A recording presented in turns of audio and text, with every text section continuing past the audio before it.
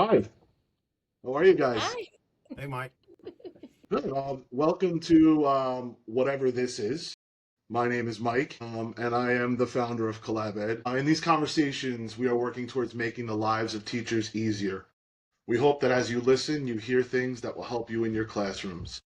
If not, perhaps you can just tune in to hear the smooth sounds of my partner's voice. My co host is someone who brings the perfect blend of heart, humor, and just the right amount of extra flavor to every conversation. She's Oh, short. She's I should said she's short. She's thoughtful, I'm not grounded. sure. She's thoughtful. She's grounded, and she's always growing. Please welcome the one and only Kaley, a true staple in any well balanced discussion. Oh, thank you. And And he likes, I and would just, also like, I was gonna say he just loves to make fun of the fact that my name is Kale, like the vegetable. So it's always well balanced with and Kale. you caught the three puns in that one. Anyway, Yeah, it was good. um, so for our first collab ed conversation, we are talking with Sean Barts. Sean is the co-founder of a program called Team Truth 919. Sean is a passionate advocate for youth empowerment with 15 years of experience in youth advocacy. His career at Team Truth 919 has focused on curbing senseless violence and guiding at risk youth, leading to achievements such as co founding the organization in 2019 and spearheading the current Truth Defined program. So, Sean, we want to thank you for being here and we want to welcome you. Um, and we really appreciate your time. So, I thought it would be appropriate to start out with, a simple question. How do we fix the education system nationwide? Oh, No, I'm yeah, just let's kidding. go. Let's go. Let's just dive right SpaceX, in. Mike. Um, We can do SpaceX on that one. Like, Yeah. all let's right, just cool. go. Like, So, Sean, tell us what everybody needs to know about Team Truth 919 and the goals that you have as an organization. so, um, we're based in Raleigh, North Carolina. We're a small grassroots nonprofit. We've been around since I think like 2015, and we started off as just community support and that kind of stuff, hands-on in the neighborhoods. 2019, we kind of, well, 2018, I think it was, we kind of got pushed in the direction of youth. In 2019, we rebranded and figured out, this is what we're going to do. I'm fast tracking. 20, we did a lot of partnership with like Raleigh Police Department. We were doing, it's midst of COVID and everybody's just got all this time. So we were doing stuff like mask giveaways. I think we gave away something like 100,000 masks in one day.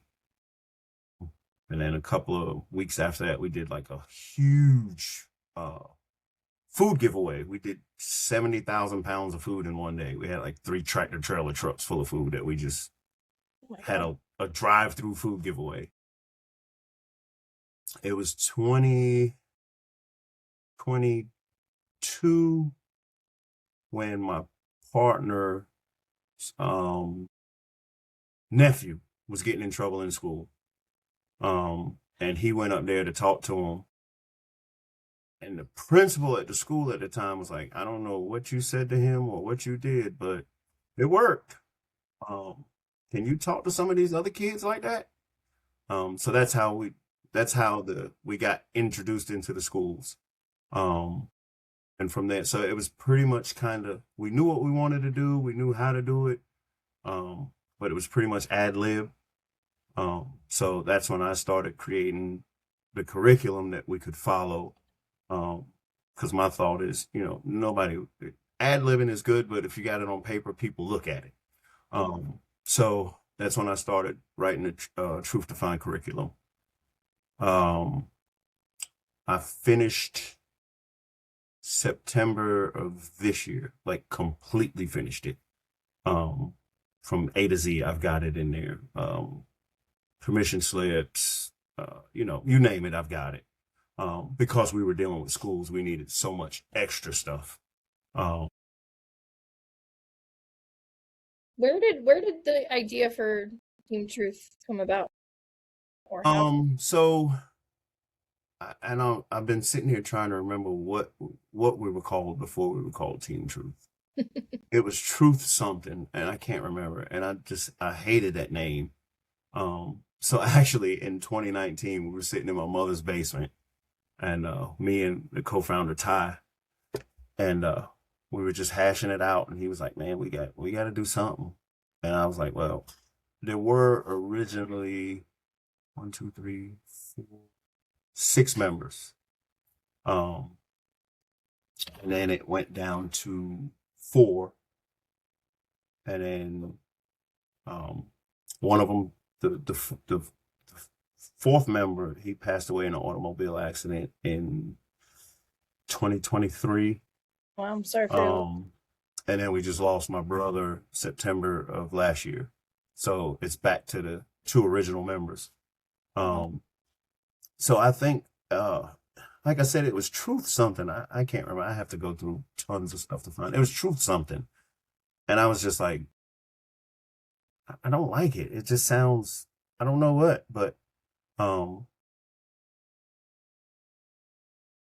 because we felt like defining truth as an individual was a groundbreaking thing. Like, if you can define your truth and figure out your truth, then it changes your outlook on your life.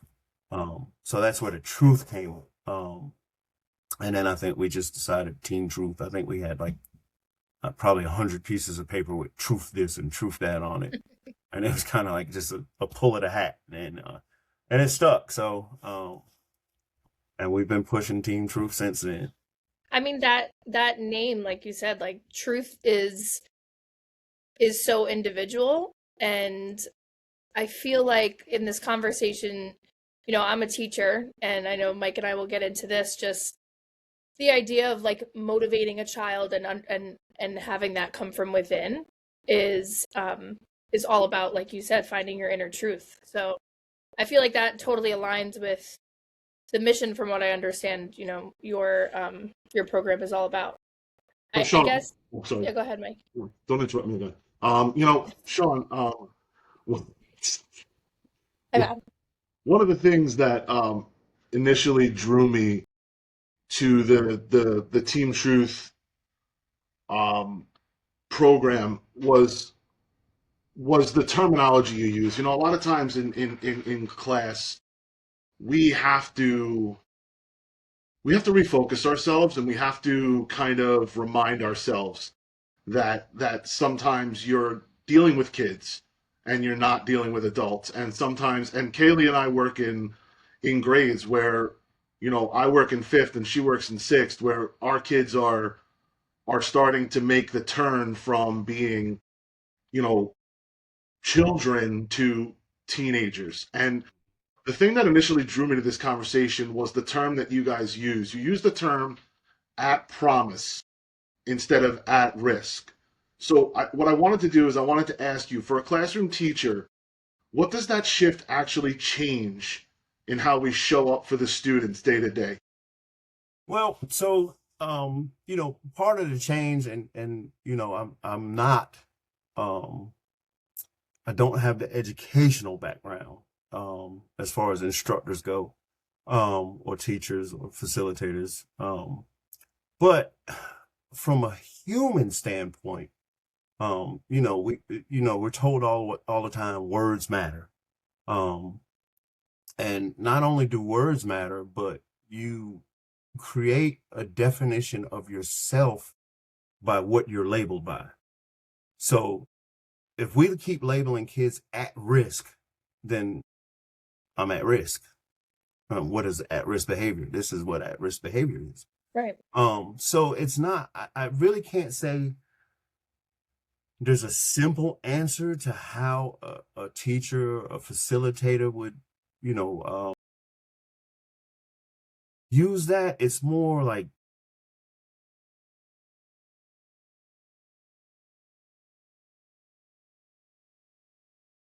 say it. Well, we talked in an email about the situation with schools and all of that. And honestly, from that standpoint, I think even instructors and teachers, there's a culture set by your administration. Mhm. And that culture shift, it's got to begin with everybody. It can't, you look at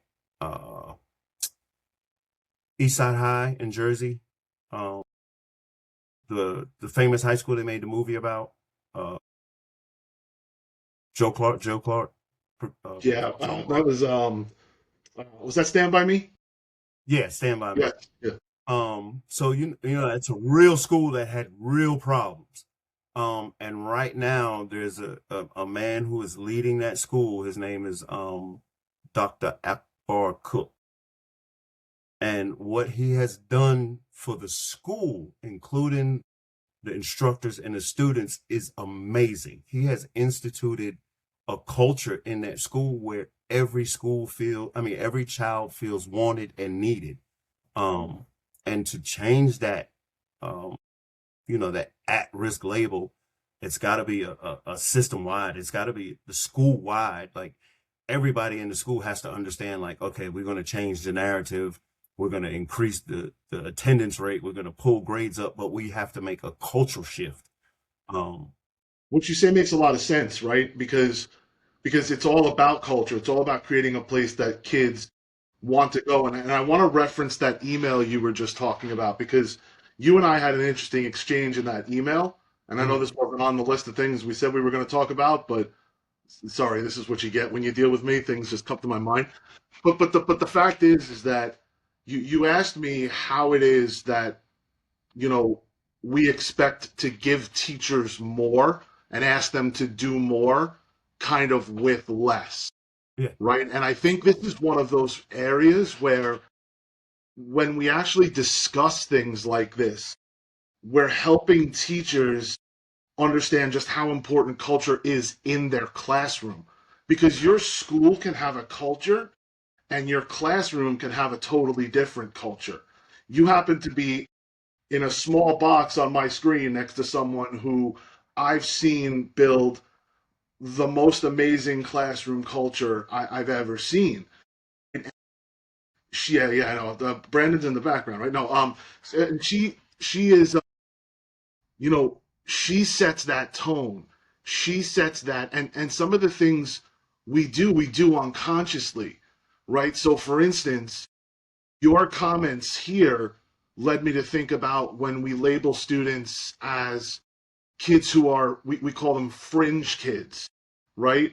Like when you think about a word like that, I think rephrasing that is important, right? Some teachers, what they'll do is they'll, and not in a malicious way, but they'll always label the kids who will call at promise in the same group, right? And then the kids end up knowing what that means. So what I wanted to bring to you was this notion that, I don't think we're adding things onto teachers' plates in a situation like we're doing today. I think what we're doing is using what your program tells us to help people formulate those really great school cultures and those classroom cultures. So have either of you ever heard of the warrior gene? I want to say I So heard it, it's but I don't. Yeah. it's MD. I can't remember. I'll send it to you later, but so the warrior gene is a study done on primarily people who have been incarcerated for violent offenses. And there's this, I think it's moved past theory, that there is this gene that basically it keeps someone in fight or flight at all times. So one of the things that we're trying to do, and it's great, for trying to institute into a school or something, is I stopped calling it the warrior gene and I call it warrior energy, because those kids who we label at risk, that's all it is. It's just that energy, like they've got that super energy and nowhere to direct it. So once we start changing that and start getting, like I said, words matter a lot. And when you can redefine a word for somebody and give them a definition of that word that fits, sociably, to me, at risk is a very harsh, very, very harsh term.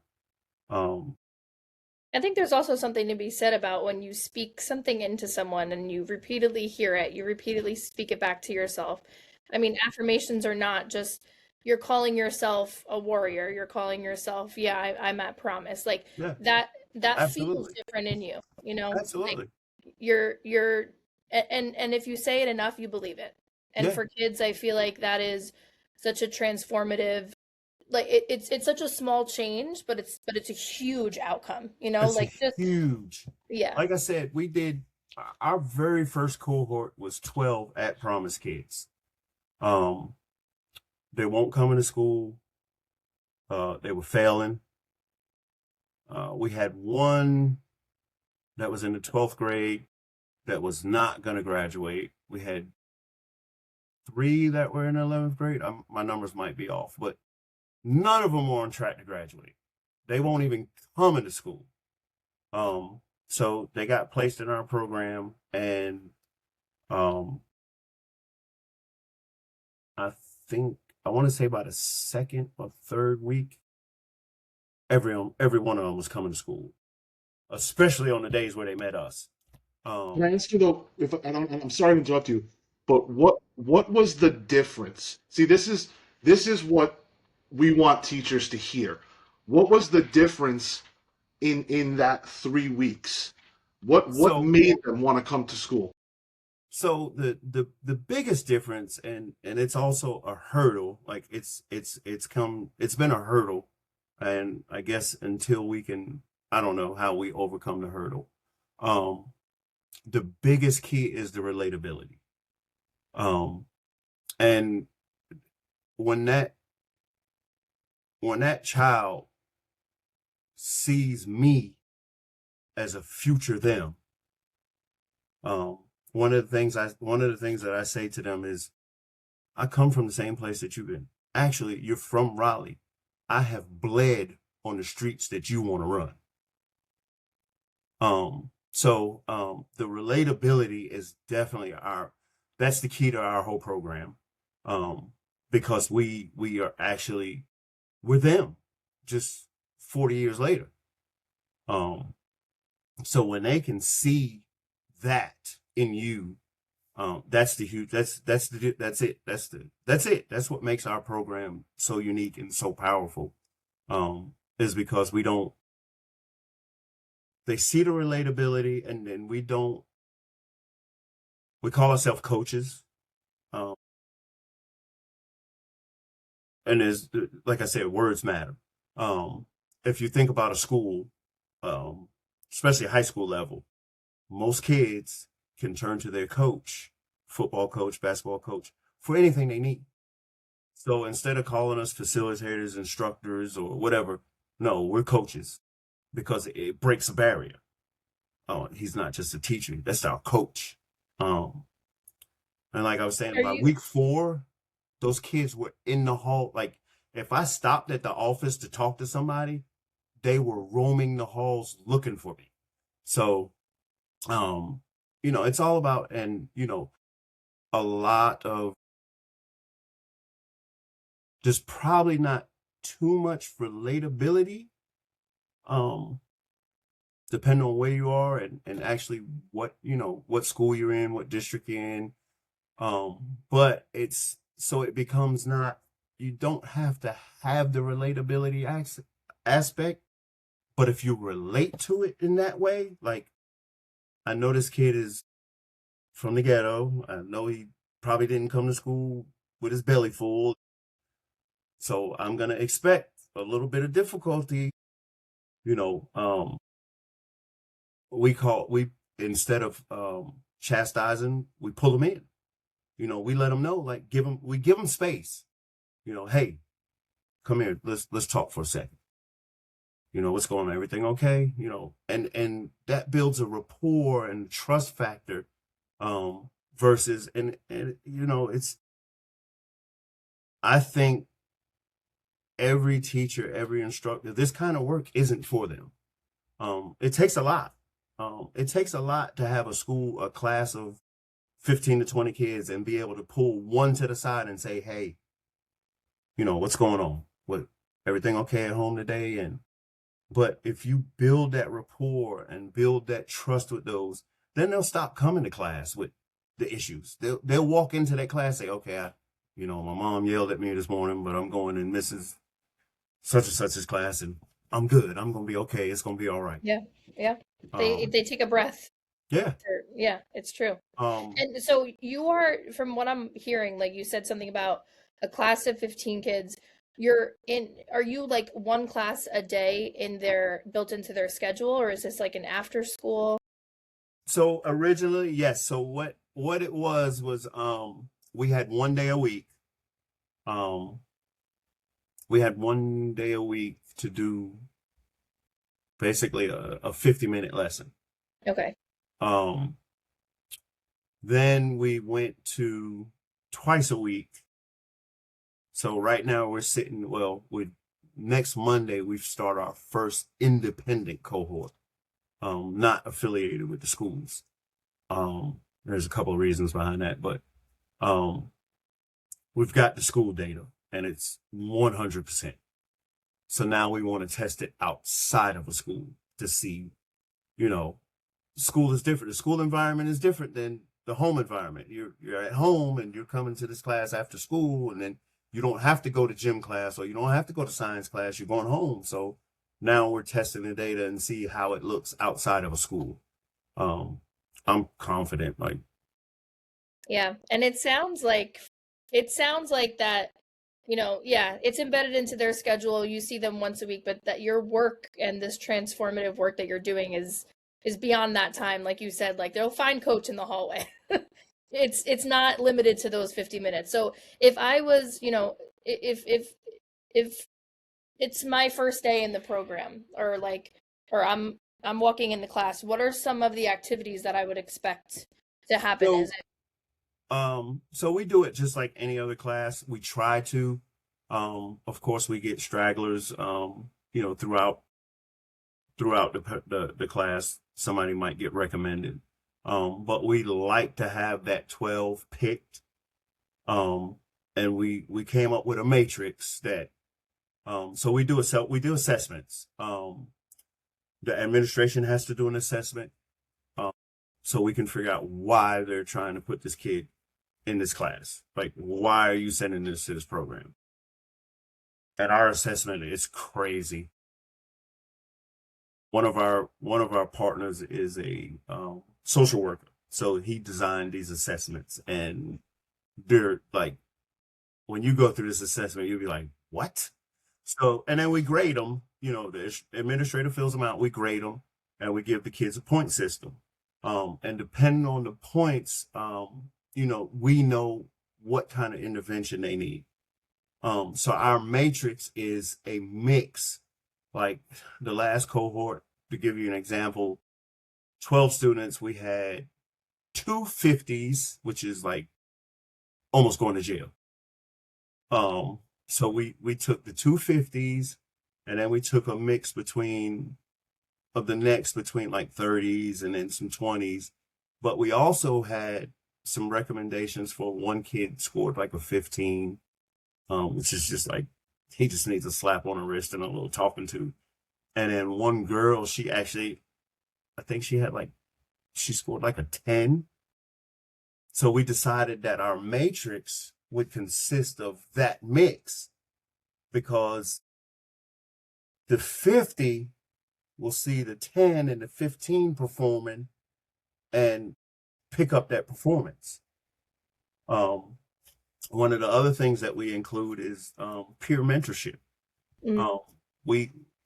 Our students, when they finish their 12 weeks, they come back as mentors. Was it the protege effect? So not only do they come back and help the ones that are in the program now, but now they're mastering it because they're learning it over and over and over again. So it's being embedded in them. Right. And it's that ownership that now I'm able to teach somebody else as well because Yes. it's in me. Yeah. And then we do things like we had a talk with some of the administrators, and we advocated for an elective credit. We advocated for elective credit. We advocated for regalia, like what they call them, stoles. Recognition, like, Yeah. you know, It's elite. It's I elite to feel go you through can't this. ask a kid to do something if he's not getting anything in return. Yeah. So if they're getting, if you can give them a half a credit for an elective, or they get to walk down the aisle with specialized regalia on, it's pride. Yeah. Yeah. You achieved the goal, you received recognition for it. Now you're showing it off. The next step we're trying to implement and we're going to do with the peer mentorship is we're trying to foster in financial literacy. So our peer mentors, we're going to start paying them. Wow. So they'll get $100 a week to be a peer mentor. But in order to get the $100 a week, you have to have a bank account, and I have a budget form, and you have to fill out this budget form every week and give it to me, and I have to approve it. Yeah. And then you'll get your $100 next. You'll get your next $100. Sean, I'm sorry. Go ahead.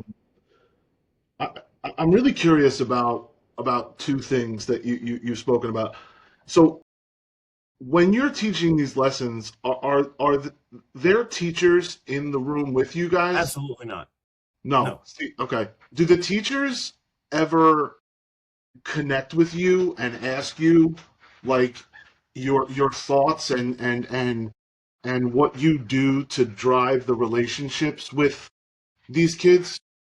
So that original cohort, I can't remember the principal's name. My partner had the relationship with him, but he was more hands-on with the school than anything.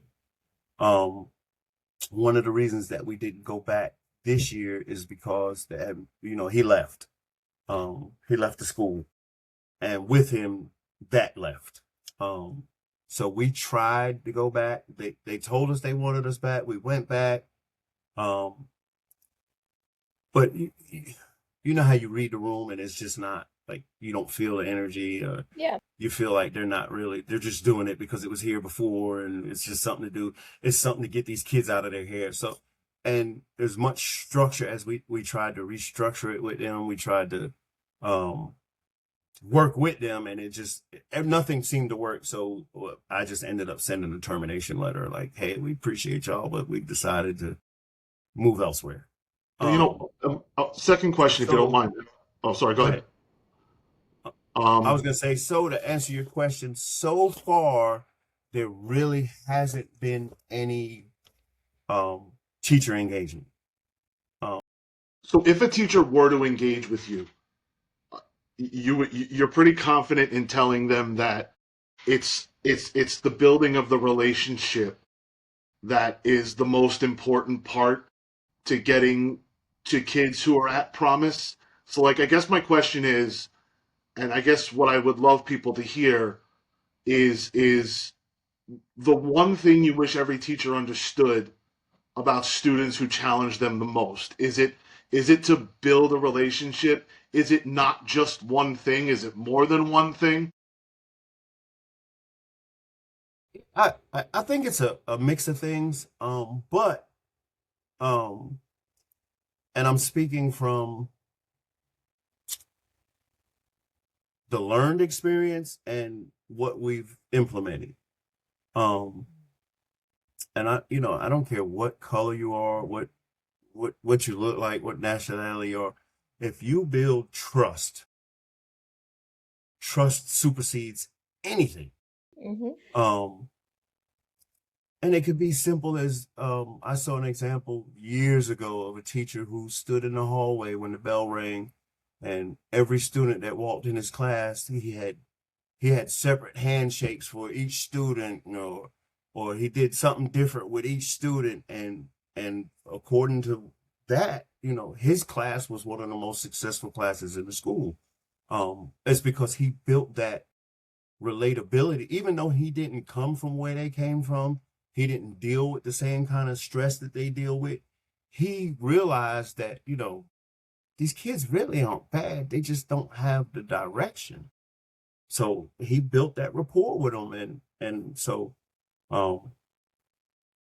is that what you were asking me, Mike? Yeah, and my second thing, that's exactly what I was asking, and I think what you just brought up there were three very important points, right? Trust, relationship, and providing students with a place where they can go, where they feel safe, right? I mean, at the end of the day, that's where you create the most success in classrooms. My other question was, you mentioned about the credit, right? And then you mentioned, do you ever find that students in a program like this find the program itself and the skills that they're learning to be the intrinsic motivation, so to speak? Because you said, kids typically don't do something unless they're getting something for it. Did you ever find that the kids saw the program and the benefits of the program as being something that they got?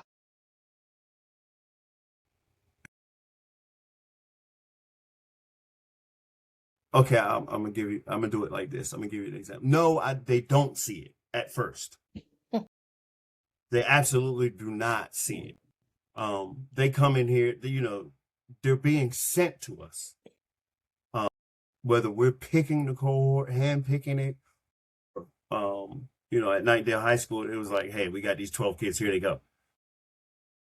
So immediately, they're still feeling that at-risk behavior. They're still feeling that title. Here we go. We're being thrown in this class, and these old guys gonna come in here and talk to us, and they don't know what they're talking about. So immediately, we do icebreakers. I'm not a facilitator, so I'm not there a lot. I sit behind the computer and strategize and formulate, and so, but I try to make it to at least the first one, the first session, and I, I give it to them hands down raw. Like, I tell them who I am, I tell them what I've been through, where I've come from, and they all look like. So one of the very last students that I met he was 16, and he had been bounced from his mother's to his grandmother's, back to his mother's, back to his grandmother's. He was involved with gangs, and the situation was, whatever was going on with his mother, she sent him to his grandmother because her brothers are involved in gangs and they're in close proximity, so she wanted him away from that. Well, she sent him to live with grandma, and he just cut up because he wanted to be back with ma and his uncles. So she sent him back, and then, vice versa, blah, blah, blah. So he's back with grandma, and, when he walks in, I'm talking to him, and he's got his head down and, very unresponsive. And I 20 minutes into the conversation, and he's sitting back in his chair, and yeah. And, I asked him, I said, well, what is it? Like, why? Like, I looked at your grades. Like, you're a B student. Why are you now a D student? What's going on? I said, but you out there running them streets. And I made a promise with him. I said, if I can promise you that I will stand by your side, that nobody will do anything to you, that I will be your protection, would you quit that and join my gang? And he looked at me and said, and he's doing good now. And that's, part of the culture is like the gang thing. It's so attractive to kids that don't have anything, or, it's attracting. But when we can create an environment where they feel safe, where they feel trusted, that's our game. Like Team Truth, that's our game. We're working on varsity jackets with full badges and patches and everything. Like we want, like, it's a pride thing on that level. Like, so, yeah, so no, they don't see the intrinsic value in the beginning. Probably. So in our program, we do 3 self-assessments. We do a self-assessment before the lessons begin. We do one at week 4, and then we do one at week 9. And part of what you're asking is why we do that. Because at week 1, whatever your answers are, now, here we go, week 4. Let's look at your answers. Right. What did you answer differently? How do you feel about yourself? How do you feel about this? So then they get to see the build. And by week 9, it's like, hey, I'm all in it. Like, yeah. And like you said, like it's that team mentality of, you know, knowing that you have somewhere to go, that you have a group of people that may have something similar happening in their life and they may not, but you know, you have people that will have your back. And I think like just like those jackets, like all of those things, like pride and speaking something into someone, like all of those things tie together in my mind. Like I'm saying this over and over again, that I am a promise and that I have a warrior mentality, right? Like let me see if I'm wearing it on my chest. Like all of these things are change your brain chemistry in a way of like, yeah, I'm part of this. Like this is meaningful. I think I'm gonna try to I'm pull wondering while we're talking. Go ahead. yeah. I'm wondering, do you see a difference from when you implemented the mentor aspect of it, when something comes from, I'm asking this because I actually I run a leadership program at my school, and I'm seeing that in action, like when I'm speaking in front of kids versus when kids are speaking in front of each other, like an 8th grader speaking to 6th graders, and you know, sharing that knowledge, it's transformative for them on that relatability factor. So ever since you introduced that mentor aspect of it, do you see a difference in that buy-in? We're your crisis line. I don't care what time of day it is, what time of night it is. You pick up that phone and you call. Right. And part of that is I have this thing like, toxic stress doesn't keep school hours, and neither do we. So, the That's human. mentorship thing Yeah. is, and that's part, that's part of the trust equation. If they know they can pick up the phone and call me and I'm going to talk them down, or I'm going to give them advice, or I'm going to tell them what to do in a situation, then, that's part of the trust equation. Yeah.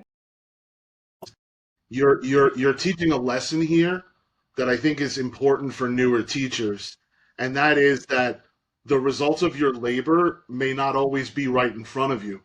You know, it may not always be evident right away that what you're doing is helping that child. And that's the reason I asked that question about the intrinsic motivation, was because if they're not seeing it right away, the chances are they're still frustrating you as a teacher. But at the end of the day, just know that the things that you are doing will eventually help this child, whether it's immediate or whether it's down the road when they say, "Oh, hey, I remember Miss Lettuce or Miss Kale. You know, she really cared about me, and I am where I am today because of the lessons that I was taught." And so I want to make mention of that, because again, it's another thing that your program and what you're saying is giving advice to teachers, and it's good advice. So I think so in today's climate, I don't think, now I still have impressions of some of my teachers, and I'm 55 and I still Oh yeah. have impressions of some of my teachers. But in today's world, I think the response to that would be a lot quicker than it would be when I was in school.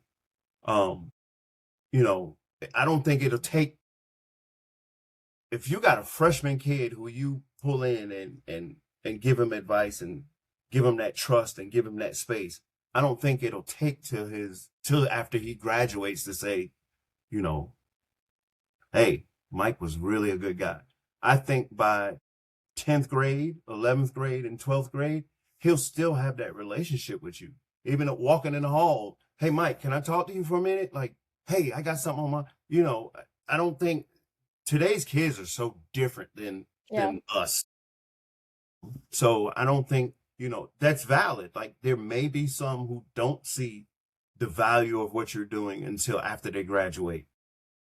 But then those are the kids that you call back for career day, or those are the kids that you call back to the auditorium to talk to the other kids. And Right. but the way these kids learn and as fast as they are, I think it changes before you even realize it. Yeah.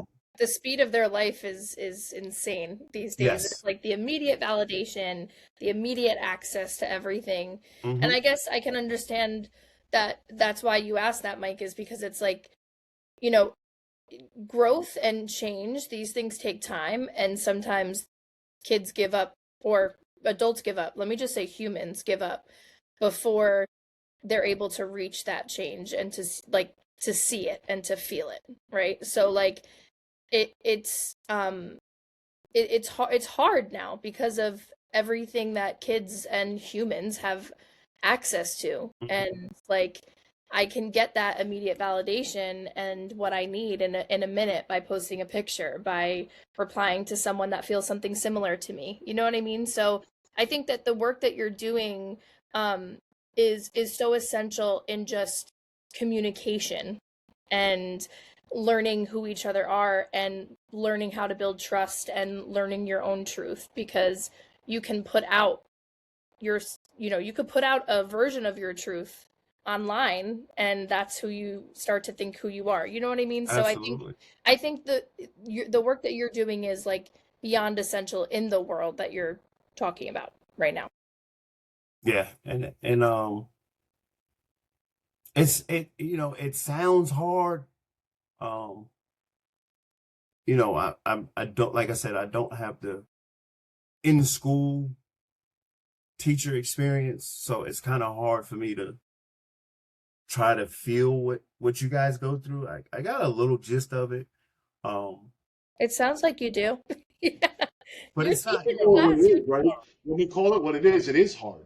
It's Yeah. hard when a student doesn't see what you're trying to do, and it takes a discipline as a teacher to understand. Because really, I mean, I could sit so here I'm and going to stop you. That's the key right there. Because I yelled and she thinks we got somebody's drilling, we got dogs. My kids are bouncing on the couch. This is a great first whatever this Vacuuming is. happening. We're good. Yeah, I yelled and she thinks somebody's at the door, so she does it all the time. So if you try and you don't get the response you want or don't see it right away, don't give up, Yeah. because the very next time might be that breakthrough. But also, you know And what as we're into adults, here. that's the part that that's the hard part for us, because it's Yes. like, why am I wasting my time doing this and it's not even working? But it is working. Yeah, and what we're into here though is something interesting because, you know, Kaley mentioned that our kids live in this world of validation. Well, so do we. We So do do. we. Yeah. And so when we don't see something being liked right away, it's not like our brains are immune to this social media thing, right? We're right there with it. So like, I think that's especially good advice. And I'm glad you stopped me, because that discipline is not something as a first year teacher, as a second year teacher, that's going to be easy for you. Mhm. And it's not easy to understand, but it's essential. And as you practice it more, and as you stop taking these things personally, then you get better at this, and And it's you second can nature. see that promise. Yeah. and Yeah. it's second nature. And also like what you're doing in terms of the reflection portion, I think will just continues to drive what you are doing because you got to stop and think for yourself during these times of growth, right? Like you have to sit there and you have to teach what it feels like and what it sounds like, what it looks like to have a reflective moment and to actually notice that growth. And I think that comes back to what you guys were talking about of just like making it tangible and making it feel like something is happening. Like that moment of reflection actually needs to be taught into explicitly. Yeah. And you know, I think I have an explicit advantage. I'm not constrained. I don't have the constraints of an administration looking over my shoulder, or the administration telling me I'm cutting it close to, you know. So there's a lot of things that we are able to do that. Well, yeah, well, there's a lot of stuff that I'm able to do that I know you couldn't do on your own in your class. But there's things that I do that help. Like we got cue cards. We got a cue card with our truth statement on it, and it's a daily reflection. And we use an acronym for truth, and that's your daily reflection. When you wake up in the morning, this is how you proceed with your day. Right. And something simple like that. If you printed out a poster board and put it in your classroom, this is our daily routine. The first thing we come in, we're gonna think about this, and then we're gonna react to this, and we're gonna, you know, rationalize this. Provide a tool. Yeah, and part of it is like for us and our cohorts, it's all about teamwork. I think our very first lesson is body language, and we do a whole lab with body language. And then so lesson 1 is body language. Lesson 2 is the trust equation. And we do the blind trust. We blindfold kids and have another student lead them around a room full of chairs. And then we ask them, well, how did you feel being the leader? How did you feel being led? Did you trust that this person was going to take you where you weren't going to fall over something and get hurt? Or, right. You know, so like, I don't know how that would, you know, work out. It would be great if we could build that kind of stuff in classrooms. You can. And you see, this is where I think that your statement, in a way, is kind of false. A lot of the stuff that you're saying, and a lot of the stuff that you do, is stuff that teachers can practice. And I think it starts with being real. I think it starts with changing your perspective on a child. You know, you get a child in your class who the teacher prior and the teacher before that says, oh man, this kid was tough. This kid was tough. This kid. Well, then your mentality going into that year automatically starts off in the negative. Right. You know, there are some students that I've had in the 5th grade, their last year at our school, where the 5th grade's been their best year. And you know what? When you look at that child and you realize that some of the things that they do are just annoying and not like really out of this world or gonna hurt anybody, then you look and you say, this child has come light years. And when you share that with a student, you get somewhere. Absolutely. But that's what you're saying, and I think that's what teachers need to hear, is that real conversation is important. And yes, we don't have the same lived experiences. We never will. We grew up in different areas. I don't understand that, but you know what? I'm going to listen to you. Yeah, you're from talk Elmhurst, about and it. I'm from Jamaica, so. Well, No. we happen to work in a very Jamaican population, so No, that's about Queens. well, I'm from Jamaica, South Jamaica, so yeah. Yeah, I think also like every behavior tells a story, and it just takes time and effort and love and genuine care to understand it, right? And like and also like Consistency. yeah, and it's cool, and this is my message to any teachers that are listening, like being vulnerable is such a gift with kids. Like just letting them understand that, yeah, guess what? You don't know everything. And the fact that you don't know everything makes you human. And the fact that you're human makes you relatable. Like it just comes down to that, you know? And like to understand that, yeah, when I come in and I'm having a really crappy day, you know, I'm not going to be my best self. And to name that, like, hey, my kids come in the door, I'm like, gosh, like, I'm happy you're here because my day is affected. My day is going this type of way, and I'm gonna name that because I don't want to put that out on you. And And being it's real with kids, going on exactly what Kaley said, being real with kids is That's also it. sharing your lived experiences. You would yeah, not believe how many kids drop their jaws when I tell them that high school was the hardest time in my life. And I barely had an 80 average coming out of high school. They're like, wait, what? You're a teacher? And yes, I am. And I'm here trying to make it so you don't have to go through that. You know, and that vulnerability is so it's received so well. These kids are like, you know what? He's a human. I always joke around with new teachers and I tell them, you know, guys, wait till the day that the kids realize that you actually have a first name and your name is not Mr. or Miss.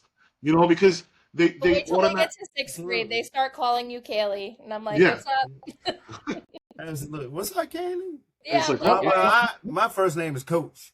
yeah, Coach B. So there you go, Coach B. this has been amazing, Sean. I we could sit here and talk to you all day. all night. Yeah, Um, I love it. I appreciate it. So I think if it's okay, I'd like to just finish off with one last piece of advice to the 11 people who are going to tune into this. Um, so My mom, um, my dad, my yeah, fiance. the dog that was just barking in the background. Exactly. You No. know, so if if if there was one thing that you wish every teacher understood about the students who challenge them the most, what would it be? Ooh, I saved the good one for last. See that? yeah. Yeah, yeah. Come on, Sean, drop the mic. If they understood one thing about ones that challenge me most.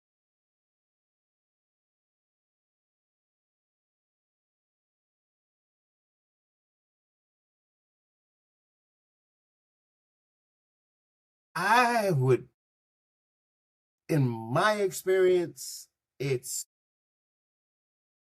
it's misguided energy. Um, it's attention. Um, and I know you got a class of 15 to 20 students. You can't give every one of them the amount of attention they need. But it's definitely most of it is attention. They want to feel a part of something. They want to feel valued. So any way you can make that the one that's giving you, I guarantee you, the one that gives you the most hell by the end of the year will probably be your best student. Mm-hmm. Just Needs the most love. you have to validate their feelings. Don't tolerate any disrespect, but validate their feelings instead of chastising them. Pull them in. Let them know that you understand. I don't know what's going on. If you want to tell me, you can, but I understand. I understand why you feel the way you feel. Yeah, most of it's in my experience, most of it is a lack of attention and a lot of misguided energy. They don't have an outlet. Um, part of What the was what part of was the problem is households. Most households are single parent households. Well, where we're from, uh, most households are single parent households. Mm. Most children have siblings, which means most parents have to work. I suffer with this with my daughter myself. Like, I just told my job, like, hey, I'm not doing weekends anymore. I cannot do weekends anymore because my daughter is starting to act up because I've let y'all take her weekends from her. And she's showing it in her behavior. So, it's hard. Like, kids today don't get when I grew up, most kids had dual parent households. And so mom and dad didn't work as much as they do now. So, it's a lot, but, I forgot what your original question was, Mike. Life You be answered it. life-in. So Life be life-in. listen, Sean, thank you for tonight. This what was supposed to be a half-hour podcast or whatever this is, conversation chat, is now Hangout. pushing almost an hour. And I want to thank you for being here. I think that over the last hour, there's been a lot of really good information conveyed on just how to deal with the kids who are at promise, and it's a term that I'm not going to forget anytime soon. I want to thank you for your passion. I want to thank you for what you do for a nonprofit organization, and I want to thank you what you do for the kids of the area in which you live in. More information on Sean's program be found teamtruth919.com. And Kale, it's always nice to see you. I thank you for being here. I told you, Sean, she was going to make this conversation shine, didn't I? Yeah, she did. Yep. I thank you for having me. After those 11 people make their comments, we should do another one on their feedback and see what they're asking. Episode 2. Episode 2, I'd like that. Yeah, like and subscribe, comment below. Absolutely. Questions. Yep. Let's try to go for 12. Anyway. Yes. Yes. And honestly, Mike, before you end this, I just want to give you your flowers on just such a successful just idea of bringing together educators' voices and giving us a platform to have conversations like this. Like, I'll leave here remembering you, Sean, and this conversation that we had. So I just want to give you your flowers on that too, and thank you for igniting this flame that hopefully we'll continue to have these awesome learning experiences. Absolutely. That's great. What you're doing is great. I absolutely love it, and that's why I was like, what. You text me and were like, can I ask you a question? I was like, absolutely. And you were like, would you mind doing an interview? Let's go, bro. I ain't never done it. I might be a little nervous, but let's go. Episode 2 coming. I'm known to be very shy, so it was hard for me to send that message. So here's a little tidbit. Today I was doing some formulas and working on some just some math, and I'm going to redo it because I was like, this cannot be right. I came up with a figure that said for every dollar invested in my program, the social return on investment was $136. So, and that's by like avoiding justice, juvenile justice, avoiding housing, and so the return on investment would be like, because they graduate this program, they graduate high school, now they're, instead of going to juvenile justice and the juvenile court system spending up to $200,000 a year, now they're putting back into the economy this much worth of tax revenue. And so I just thought, that's totally off track, but I just thought it was crazy. So it's relevant. It's very relevant. Anyway, Sean, thank you.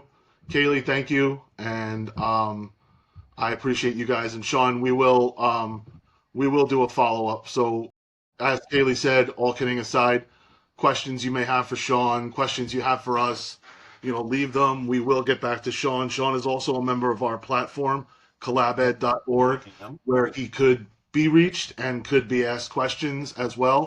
And I'm sure that he would be happy to respond. So thank you both.